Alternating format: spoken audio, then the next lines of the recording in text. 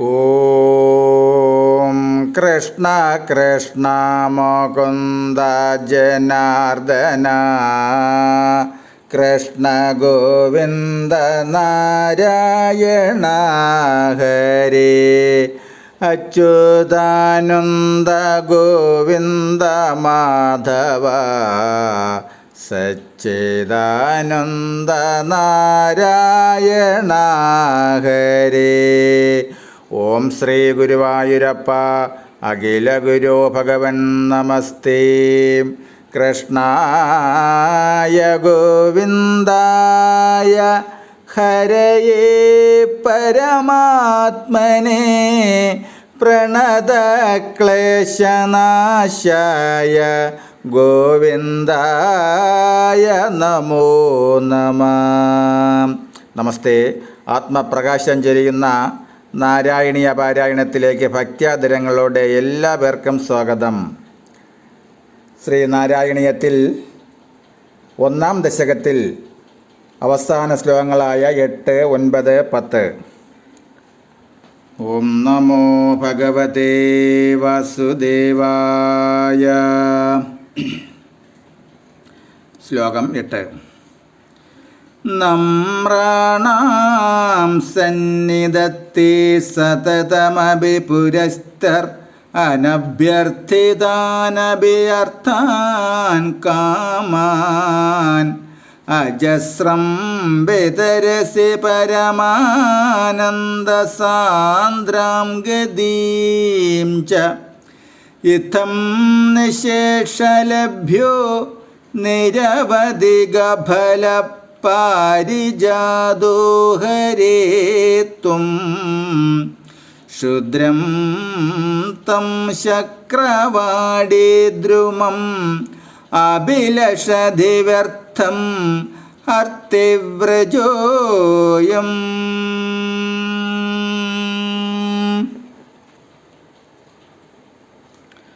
അല്ലയോ ഗുരുവായൂരപ്പ, അങ്ങ് സദാ അങ്ങയെ നമിക്കുന്ന ഭക്തന്മാരുടെ മുന്നിൽ പ്രത്യക്ഷപ്പെട്ട് അവരുടെ അഭീഷ്ടങ്ങൾ ദാനം ചെയ്യുന്നു.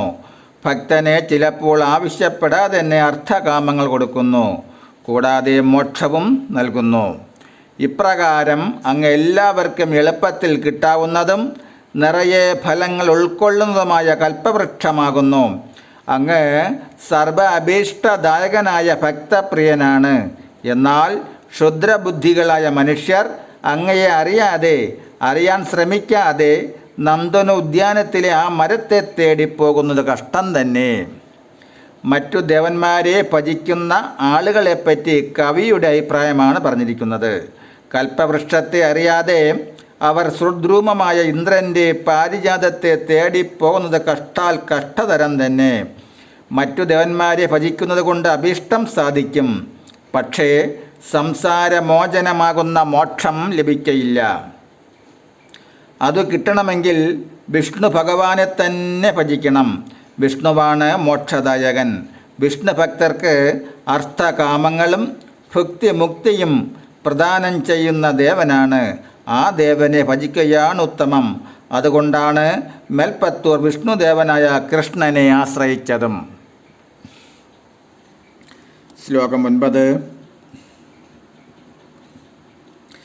കാരുണ്യാത് കാമമന്യം ദദതി ഖലു പരേ സ്വാത്മതസ്ത്വം വിശേഷാത്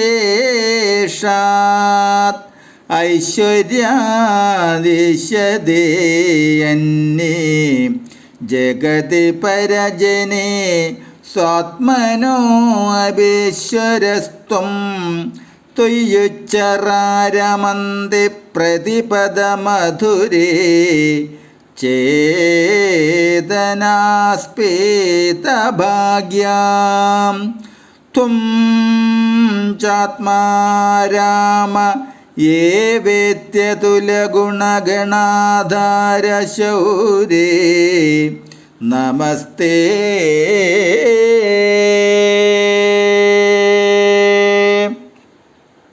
നമസ്തേ. അങ്ങേക്കപ്പുറം മറ്റൊരീശ്വരനില്ലാത്തതിനാൽ അങ്ങ് സ്വാത്മാവിൽ തന്നെ രമിക്കുന്നു. മറ്റു ദേവന്മാർ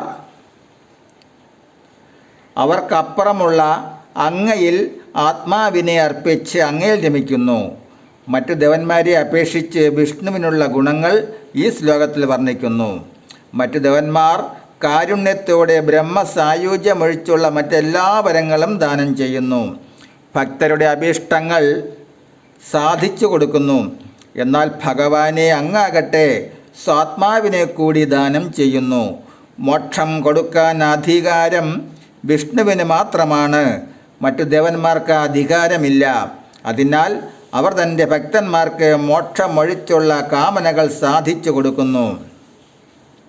മറ്റു ദേവന്മാർ അന്യജനങ്ങളെ സംബന്ധിച്ചിടത്തോളം ഈശ്വരന്മാർ തന്നെ. എന്നാൽ അങ്ങ് സ്വാത്മാവിന് തന്നെയും ഈശ്വരനാണ്. സുഹൃതികളായ ഭാഗ്യശാലികളായ ജീവന്മാർ സദാ അങ്ങയിൽ മതിമറന്ന് ആനന്ദിക്കുന്നു. അങ്ങ് തന്നെയാണ് ഈശ്വരൻ. അങ്ങേക്കപ്പുറം മറ്റൊരീശ്വരനില്ല. അതിനാൽ അവിടുന്ന് സ്വന്തം ആത്മാവിൽ തന്നെ രമിക്കുന്നു. ഇപ്രകാരം അനേകം ഗുണങ്ങൾക്കിരിപ്പിടമായ അല്ലയോ ശൗരി, അങ്ങേക്കു നമസ്കാരം.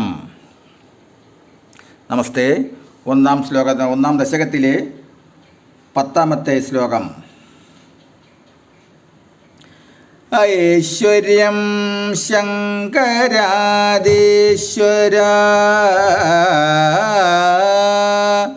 വിനിയമനം വിശ്വതേജോഹരാണാം തേജസംഹാരി വീര്യം വിമലം അഭിയശോ നിസ്പൃഹേച്ഛോപഗീതം അംഗാസംഗാ സദാശ്രീർ അഖിലവിത് അസിന്ന കോപിദേ സംഗവാർത്ത തത്വാദാകാരവാസിൻ മുരഹര ഭഗവത് ശബ്ദമുഖ്യാശ്രയോസേ.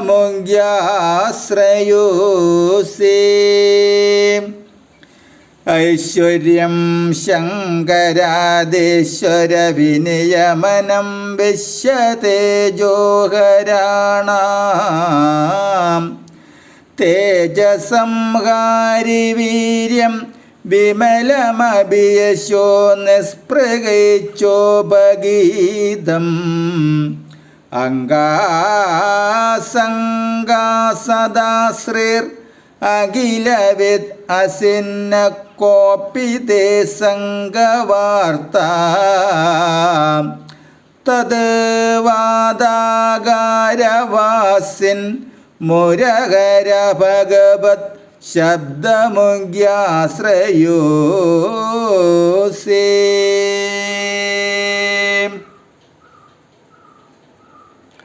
നമസ്തേ. ഐശ്വര്യം, വീര്യം, യശസ്, ശ്രീ, ജ്ഞാനം, വിജ്ഞാനം, വൈരാഗ്യം എന്നിവ തികച്ചും ഏതു ദേവനിൽ സ്ഥിതി ചെയ്യുന്നുവോ ആ ദേവനെ ഭഗവാൻ എന്നറിയപ്പെടുന്നു. ഷഡ്ഗുണ സമ്പൂർണനാണ് ഭഗവാൻ. അത് അങ്ങയിൽ പൂർണ്ണമായും ദൃശ്യമാണ്. ഗുരുവായൂരപ്പ, അങ്ങയുടെ ഐശ്വര്യം ശങ്കരാദി ദേവന്മാരെ പോലും നിയന്ത്രിക്കുന്നതാണ്. അങ്ങയുടെ വീര്യം സൂര്യാഗ്നി തേജസ്സിനെ പോലും കീഴ്പ്പെടുത്തുന്നതാണ്. അങ്ങയുടെ യശസ് നിസ്സംഗരായ ഋഷികളാൽ പ്രകീർത്തിക്കപ്പെടുന്നതാണ്. ശ്രീ ഭഗവതി സദാ അങ്ങയുടെ ആശ്രയത്തിലാണുള്ളത്. അങ്ങ് സർവജ്ഞനാണ്. അങ്ങ് അറിയാതെ ഒന്നും ഈ ലോകത്തിൽ നടന്നിട്ടില്ല. അങ്ങേക്ക് ഈ ലോകത്തിൽ ഒന്നിനോടും ഒരു ബന്ധവുമില്ല. അങ്ങ് നിസ്സംഗനാണ്. അതിനാൽ അങ്ങ് മാത്രമാണ് ഭഗവാൻ എന്ന ശബ്ദത്തിന് തികച്ചും അർഹനായിരിക്കുന്നത്. ഈ 1ാം ദശകത്തിൽ കവി ഭഗവാന്റെ സ്വരൂപത്തെപ്പറ്റിയും മാഹാത്മ്യത്തെപ്പറ്റിയും വർണ്ണിക്കുന്നു. ഭഗത്തിൻ്റെ ഉടമ ആരാണോ അത് ഭഗവാൻ. ശ്രീ ഗുരുവായൂരിൽ അധിവസിക്കുന്ന ഭഗവാൻ പരബ്രഹ്മസ്വരൂപനാണ്. ആ പരബ്രഹ്മത്തിൽ നിന്നാണ് ത്രിമൂർത്തികളും ത്രിദിവവും തുടങ്ങി പുൽക്കൊടി വരെ രൂപപ്പെട്ടിരിക്കുന്നത് എന്ന സത്യം ഇവിടെ ബോധിപ്പിക്കുന്നു. ഈ ലോകത്തിനെ മൊത്തം നിയന്ത്രിക്കുന്നതും ലോകത്തിൻ്റെ പൂർണ്ണ ചൈതന്യവും ഭഗവാനാണ്. ലോകത്തെ മുഴുവൻ പ്രകാശിപ്പിക്കുന്ന സൂര്യൻ്റെ പ്രകാശവും ലോകത്തെ മുഴുവൻ ചുട്ടു ചാമ്പലാക്കാൻ കഴിവുള്ള അഗ്നിയുടെ തേജസ്സും ഭഗവാന്റെയാണ്. പ്രപഞ്ചത്തിലെ മുഴുവൻ ഐശ്വര്യവും വീര്യവും തേജസ്സും ശ്രീത്വം എന്നു വേണ്ട ഈ ലോകത്തിൽ കാണപ്പെടുന്നതും കാണപ്പെടാത്തതുമായ സർവ്വഗുണങ്ങളും ഭഗവാന്റെ തന്നെയാണ്. ആ ഭഗവാനെ വേറിട്ടൊന്നുമില്ല തന്നെ. അതായത് സർവബ്രഹ്മമയം എന്നീ മഹർഷികൾ പറയുന്നതും സർവം വാസുദേവമയം എന്ന് ദേവകൾ കരുതുന്നതുമെല്ലാം ഭഗവാന്റെ മാഹാത്മ്യത്തിന് തെളിവാണ്. ഈ ഭഗവാനിലാണ് മേൽപ്പത്തൂർ തൻ്റെ പ്രാർത്ഥന അർപ്പിച്ച് ആശ്രയിക്കുന്നതും സേവിക്കുന്നതും.